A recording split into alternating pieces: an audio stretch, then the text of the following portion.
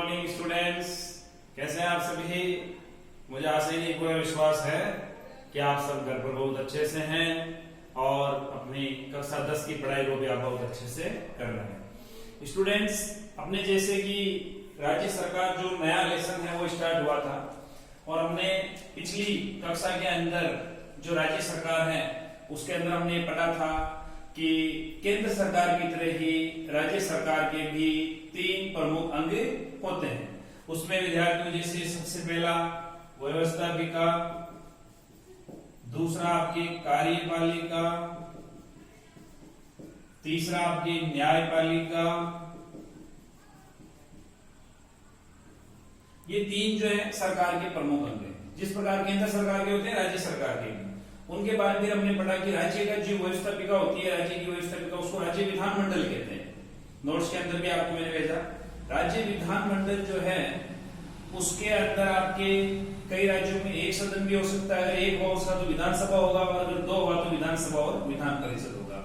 उसी प्रकार से आपके जो राज्य कार्यपालिका है, कार्यपालिका में राज्यपाल है, मुख्यमंत्री है, मंत्री परिषद है, ये सब आते हैं। और उसके बाद में जो न्यायपालिका थी उसमें राज्य के अंदर जो सबसे बड़ा न्यायालय होता है जिसको हम उच्च न्यायालय या हाईकोर्ट के नाम से जानते हैं। तो आज विद्यार्थियों हम आगे चलते हैं।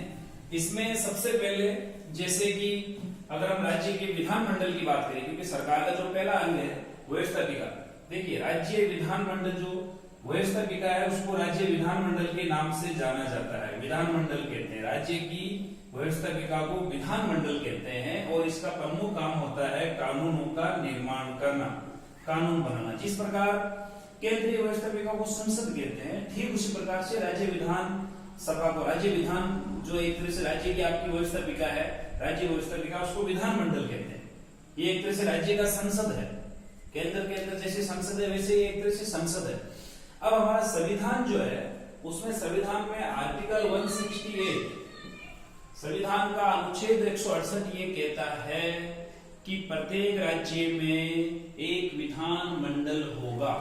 संविधान का आर्टिकल 68 ये कहता है कि प्रत्येक राज्य में एक विधान मंडल होगा जो राज्यपाल और 1 या 2 सदनों से मिलकर बनेगा। अर्थात इस विधान मंडल के अंदर एक तो राज्यपाल शामिल होंगे और या तो 1 सदन होंगे या 2 होंगे। जिस प्रकार संसद के अंदर राष्ट्रपति होता है, ठीक उसी प्रकार विधानमंडल का भी अभिन्न अंग है राज्यपाल, क्योंकि जो भूमिका केंद्र में राष्ट्रपति की है राज्य में वो राज्यपाल की होती है। उसके बाद अगर एक ही सदन होगा तो वो होगा विधानसभा, और इसीलिए आज भारत के सभी राज्यों में विधानसभा है। और अगर दूसरा सदन हुआ विधानमंडल का तो उसका नाम होगा विधान परिषद।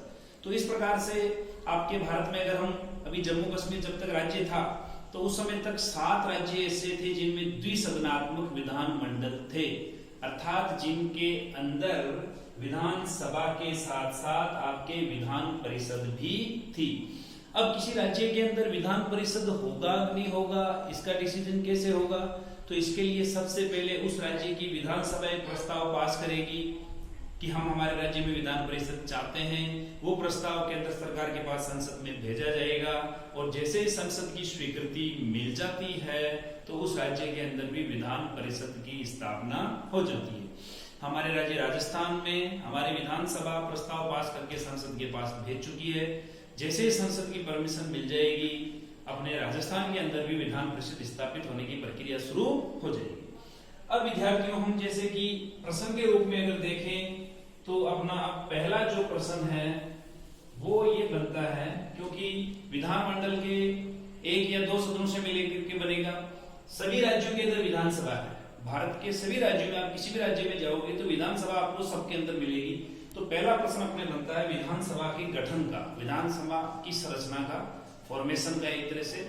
तो इसके गठन के अंदर विद्यार्थी उसमें हम निम्न बिंदुओं के आधार पर इसके गठन को समझेंगे। सबसे पहला है सदस्य संख्या, दूसरा स्थान आरक्षण रिजर्वेशन उसमें किसका क्या, तीसरा विधानसभा का सदस्य बनने के लिए क्या योग्यता होनी चाहिए, क्वालिफिकेशन। उसके बाद चौथा निर्वाचन, इलेक्शन कैसे होता है उनका, कार्यकाल कितना है और उसमें कौन कौन से मुख्य पदाधिकारी होते हैं। एक चीज आप ध्यान दें, विधानसभा का जो सदस्य है वो विधायक अर्थात MLA, हम सामान्य भाषा में जो MLA शब्द इस्तेमाल करते हैं, मेंबर ऑफ लेजिस्लेटिव असेंबली, तो विधानसभा के जो सदस्य होते हैं वो एमएलए या विधायक के नाम से जाने जाते हैं। अब विद्यार्थियों अगर हम सदस्य संख्या की बात करें तो हमारे भारत का संविधान ये कहता है, संविधान में राज्यों की विधानसभाओं की सदस्य संख्या फिक्स नहीं की गई है।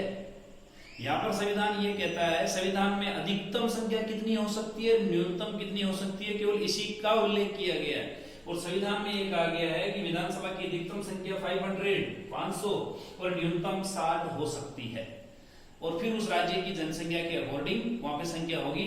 अगर हम अपने राज्य राजस्थान की बात करें तो राजस्थान में विधानसभा की कुल सदस्य संख्या विद्यार्थियों वर्तमान में 200 यानी 200 है। तो इस प्रकार से सदस्य संख्या में आपको ध्यान रखना है कि संविधान के अंदर अधिकतम और न्यूनतम संख्या का उल्लेख किया गया है और अपने राज्य राजस्थान के अंदर इसकी संख्या 200 है। भारत के अंदर सबसे ज्यादा जो संख्या है विधानसभा के अंदर सदस्यों की वो उत्तर प्रदेश की है। उसके बाद दूसरा जो बिंदु है विद्यार्थियों आरक्षण का। विधानसभा के चुनाव में विधानसभा के सदस्य जो चुने जाते हैं उसमें नियमानुसार संविधान के अनुसार एससी और एसटी अनुसूचित जाति और जनजाति को रिजर्वेशन या आरक्षण की व्यवस्था दी गई है। उनकी सीटें रिजर्व होती है कुछ और उन पर केवल उन्हीं की जाति का व्यक्ति चुनाव लड़ सकता है, अन्य नहीं। इसके अलावा अगर राज्यपाल को ऐसा महसूस हो कि आंग्ल समुदाय के सदस्यों को प्रतिनिधित्व नहीं है तो आप ध्यान रखें विधानसभा के अंदर राज्यपाल को अधिकार है कि वो एक आंग्ल भारतीय को मनोनीत भी कर सकता है। जिस प्रकार लोकसभा के अंदर राष्ट्रपति 2 आंग्ल भारतीय सदस्यों को मनोनीत कर सकता है, ठीक उसी प्रकार राज्यपाल विधानसभा के अंदर एक आंग्ल भारतीय को मनोनीत कर सकता है। उसके बाद में विद्यार्थियों तीसरा जो महत्वपूर्ण बिंदु है यहाँ पर आरक्षण हो गया एससी एसटी का, आपके शेड्यूल कास्ट और शेड्यूल ट्राइब्स का।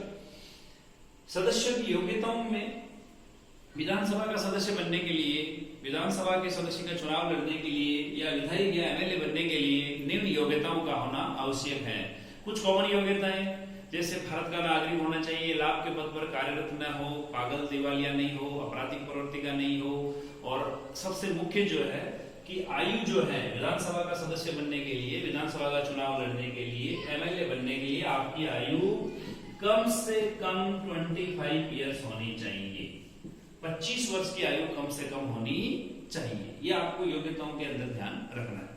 उसके बाद में निर्वाचन की बात आती है तो विधानसभा के सदस्यों का चुनाव मतदाताओं के द्वारा, जो जनता होते हैं जिनमें जो वोटर्स होते हैं जिनकी आयु 18 या उससे अधिक होती है, विधानसभा के सदस्यों का चुनाव उस राज्य के मतदाताओं के द्वारा प्रत्यक्ष रूप से किया जाता है जिस प्रकार लोकसभा के सदस्यों का चुनाव होता है। इस प्रकार विद्यार्थियों का जो चुनाव है वो प्रत्यक्ष रूप से हो गया। आपके जितनी सीटें होती है पूरे राज्य को उतने विधानसभा क्षेत्रों में बांट दिया जाता है। जैसे राजस्थान की 200 सीटें तो पूरे राजस्थान को 200 भागों में बांटते हैं और एक जगह से साधारण बहुमत से इलेक्शन होता है। उम्मीदवार कितने चुनाव लड़ सकते हैं, एक जगह से एक ही उम्मीदवार विजय होता है और इस प्रकार जितने क्षेत्रों में बांटा जाता है उतने आपके सदस्य वो चुनकर आ जाते हैं। तो इस प्रकार से आपके निर्वाचन के अंदर हो गया उस राज्य के मतदाताओं के द्वारा, जनता के द्वारा प्रत्यक्ष रूप से आपके विधानसभा के सदस्यों का चुनाव है वो किया जाता है। कार्यकाल की बात करें तो विद्यार्थियों सामान्य जो कार्यकाल है वो लोकसभा की तरह 5 वर्ष है। सामान्य कार्यकाल जो है वो 5 वर्ष है, लेकिन समय से पहले भी ये बंद हो सकती है। बाकी का सब कुछ ठीक रहा तो सामान्य कार्यकाल आपको 5 वर्ष याद रखना है। उसके बाद विद्यार्थियों पदाधिकारी की अगर हम बात करें तो जिस प्रकार लोकसभा के अंदर वहां पर व्यवस्था और अनुशासन बनाए रखने के लिए, विधेयकों पर चर्चा करवाने के लिए और पूरा कार्य लोकसभा का कंट्रोल करने के लिए एक लोकसभा का अध्यक्ष और उपाध्यक्ष होता है, ठीक उसी प्रकार से विद्यार्थियों विधानसभा के अंदर भी एक अध्यक्ष और एक उपाध्यक्ष होता है। एक होगा आपके अध्यक्ष और एक होगा उपाध्यक्ष। ये कैसे चुने जाएंगे? विधानसभा के सदस्यों के जब चुनाव होके आ जाएंगे तो विधानसभा के सदस्यों के द्वारा अपने में से ही एक अध्यक्ष और एक उपाध्यक्ष का चुनाव किया जाता है। और जब तक अध्यक्ष रहता है तब तक उपाध्यक्ष का काम नहीं, लेकिन अध्यक्ष की अनुपस्थिति में जो उपाध्यक्ष है वो अध्यक्ष का सारा काम करता है। कोई भी विधेयक धन विधेयक है या नहीं इसका निर्णय लेना, कभी पक्ष विपक्ष में बराबर अगर मत हो तो उस समय अपना निर्णायक मत देना, इस तरह का पूरा जो कार्य है सदन के अंदर आपके विधानसभा के अंदर वो विधानसभा के अध्यक्ष के द्वारा किया जाता है। एक विद्यार्थियों जैसे यहाँ पर एक बिंदु इसमें आ जाता है कि ऐसी कौन कौन सी बातें जब किसी सदस्य की योग्यता जा सकती है, अयोग्यताएं। तो जैसे अगर कोई एक साथ विधानसभा और विधान परिषद का सदस्य, दोनों का सदस्य बन जाता है, तो उसको एक जगह से त्यागपत्र देना पड़ता है, नहीं तो उसकी सदस्यता जा सकती है। दूसरा, विधानसभा की बैठकों में अगर कोई व्यक्ति बिना अध्यक्ष को सूचित किए हुए लगातार 60 दिन तक अनुपस्थित रहता है, तब भी उसकी जो आपके सदस्यता है वो जा सकती है। और एक जो योग्यताएं आपके निर्धारित की गई है, अगर वो योग्यताओं को पूरी नहीं करता है तो भी उसकी सदस्यता है वो जा सकती है। तो इस प्रकार से विद्यार्थियों आज अपने एक प्रश्न तैयार होता है, विधानसभा के गठन एवं संरचना को स्पष्ट करें। इसके अंदर आपको पहले प्रारंभ में थोड़ा सा उल्लेख करना है कि जो विधानसभा है वो राज्य विधानमंडल का निम्न सदन है। जिस प्रकार संसद का निम्न सदन लोकसभा है, उसी प्रकार से राज्य विधानमंडल का निम्न सदन विधानसभा है, और ये भारत के प्रत्येक राज्यों के अंदर होती है। विधानसभा के सदस्यों का चुनाव जनता के द्वारा प्रत्यक्ष रूप से होता है। फिर आप इन बिंदुओं के आधार पर, जैसे सदस्य संख्या हो गया अधिकतम 500, न्यूनतम 60, स्थान के अंदर आरक्षण में SC ST को रिजर्वेशन है, सदस्य की योग्यताओं में जनरल योग्यताओं के साथ आयु कम से कम 25 वर्ष होनी चाहिए, निर्वाचन मतदाताओं के द्वारा प्रत्यक्ष रूप से होता है, कार्यकाल सामान्य कार्यकाल 5 वर्ष, और पदाधिकारियों में एक अध्यक्ष और दूसरा उपाध्यक्ष। तो इस प्रकार से विद्यार्थियों आज के लिए इतना ही। मैं मुकेश बड़ाला एक बार फिर से ज्ञान विहार स्कूल के द्वारा आयोजित ऑनलाइन कक्षाओं में आपका स्वागत करता हूँ। नमस्कार।